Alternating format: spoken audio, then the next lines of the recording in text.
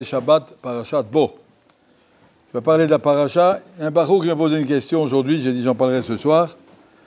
Comment on détermine la quantité nécessaire, suffisante et juste de Ishtadlut qu'on doit faire dans la vie? Par exemple, quelqu'un un petit peu malade, on doit aller chez le docteur tout de suite, attendre. On a peur des voleurs, on doit fermer à clé, une serrure, deux serrures, fermer, mettre des grillages aux fenêtres. Combien on est chayav?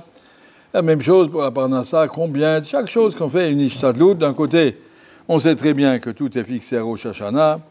Tu ne mets le pas si tu ne regardes pas les Akadosh Baruch Hu gérer le monde. D'un autre côté, on dit, oui, mais il faut quand même faire ça ishtadlut, puisque Akadosh Baruch Hu dit, en somrim alanes. Il ne veut pas qu'on laisse le monde se gérer tout seul. On n'est pas passif. La Torah veut qu'on soit actif. Alors ça fait qu'il faut une réponse à cette question.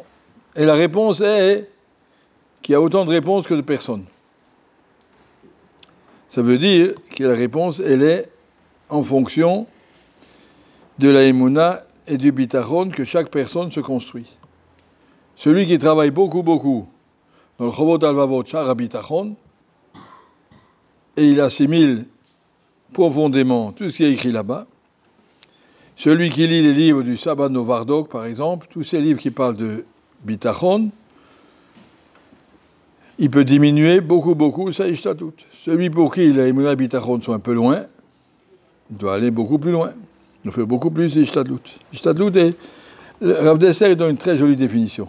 Combien il faut faire de ishtadlut?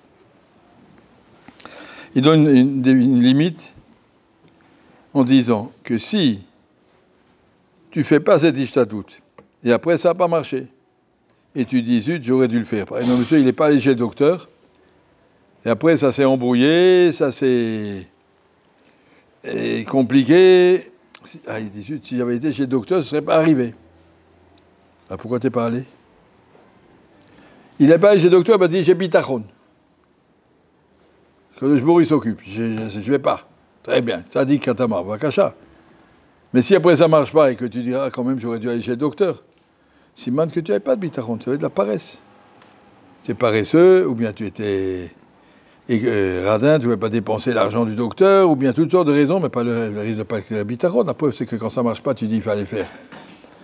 Donc le bitachon se définit par quelque chose que si, même si ce n'est pas comme je voulais, j'ai aucun regret de ne pas avoir fait cette ishtadlut, là ça peut être juste. Imaginez par exemple, quelqu'un, il dit, je ferme une serrure, deux serrures, combien je ferme ma clé? Ah, il dit, je ferme ma clé, ça, une serrure suffit. Ce qui est kol chesronotav chez Adam, ksuvim Rosh Hashanah. Ce que je dois perdre dans l'année, quand je vois fixer Rosh Hashanah, je mets une serrure, deux serrures, c'est pas la peine d'en ajouter. Ce que je dois perdre, je perdrai, ce que je dois gagner, je gagnerai, et puis c'est tout. Je ne fais pas un nez, je ne suis un nez, je n'ai pas dit que je laisse la porte tout grande ouverte. Je ferme même ma clé, mais ça suffit. Une serrure suffit. Après, il va se faire cambrioler. Si après il se fait cambrioler, il dira, zut, tu aurais dû mettre deux serrures, c'est mal que tu n'étais pas poter. Tu as menti. Tu t'es menti à toi-même. Mais si après il t'a fait cambrioler, tu dis, oh, c'est Mishamaim. De toute façon, j'aurais mis 15 serrures, ça aurait été pareil. Parce que je dois perdre, je perdrai. Si tu es honnête, il faut être honnête, c'est très difficile. C'est pour ça que je dis, il y a autant de réponses à cette question que de personnes, parce que chacun est plus ou moins honnête dans sa tête. Il se ment à soi-même, il se ment aux autres. Et le seul moyen de diminuer de diminuer la quantité de ishtadlut qu'on veut faire, c'est de travailler sur le bitachon amiti. C'est-à-dire, quelle est la place à Kadosh Baruch Hu, qu'est-ce qu'il attend de nous? Combien on doit bouger et combien on doit attendre? Plus un homme est clair dans sa bitachon, merci beaucoup, plus, donc par exemple, on va dire, un monsieur, il a un magasin, il vend des chaussettes, et il se dit, je pense que si j'ouvre seulement de 15h à 19h, ça suffit. Le matin, j'irai étudier. Très bien. Mais s'il dit, j'ai un magasin de chaussettes qui marche bien, alors le matin, je peux ouvrir encore un autre magasin.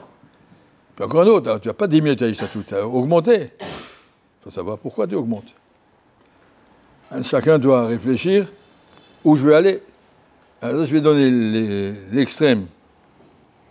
pas l'extrême, le normal, mais qui est marqué dans Shulchan Aruch. Shulchan Aruch, c'est pour chaque juif, mais dans une certaine mesure, voilà, il y a deux sortes de juifs. Les deux peuvent arriver à une très grande place au Gan Eden, les deux sont justes. Il y a celui qui met tous ses efforts dans le Limud Torah et qui dit le reste, c'est pas mon affaire. Et comme on a vu avec la manne, cette semaine c'est la paracha de la manne, le Shbourou nous a dit étudiez la Torah, moi je m'occupe de vous. Il y a même une petite fiole que Moshe Rabbeinu a dû mettre de côté pour toutes les générations, pour montrer que c'est valable dans toutes les générations. Celui qui veut étudier la Torah n'est pas tour des Shtadlut. Ça c'est une chose. Et il y a celui qui dit moi je ne veux pas me séparer du monde, je vais avoir ma parnassa par moi-même. Si tu peux vivre avec ce que tu gagnes toi-même, tant mieux pour toi. Il y a les deux. On ne va pas maintenant expliquer qui c'est qui doit faire quoi. Je vais lire le Shulchan Aruch simplement au sujet de cette question-là de Ishtadlut. Combien de Ishtadlut il faut faire? Si j'ai le soude de le trouver, ça doit être là, mais je ne sais plus où.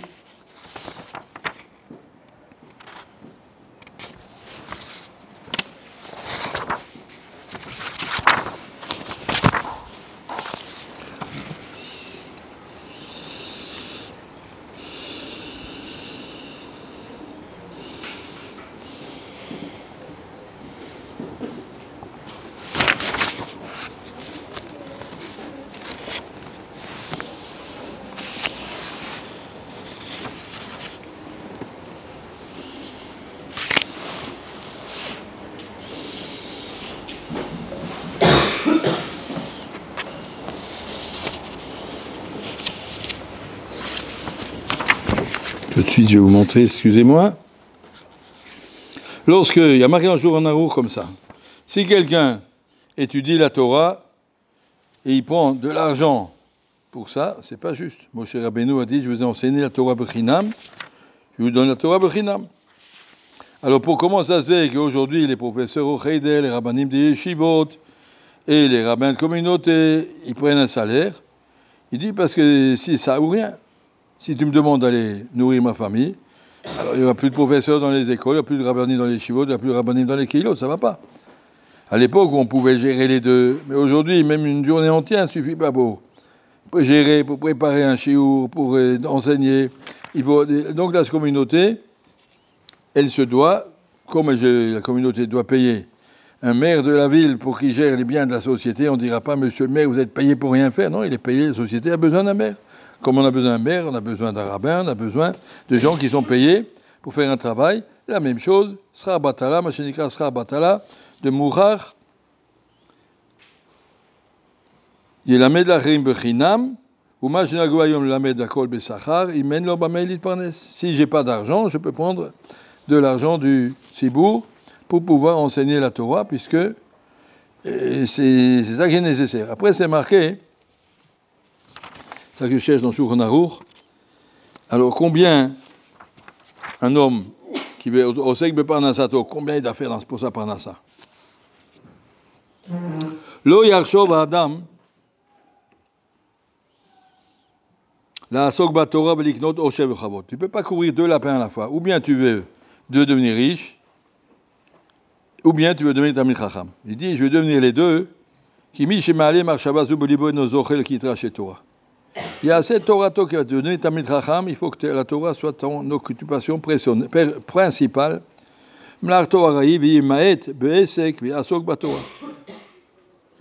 Tu te mets dans la Torah, tu diminues au maximum Iskea Parnassa. Yassir Tanugé Azman Bilibo, tu enlèves tous les plaisirs du Zman de ton cœur, peu m'importe ce qui se passe, ni dans la politique, ni dans le monde, ni dans le. Je ne veux pas savoir.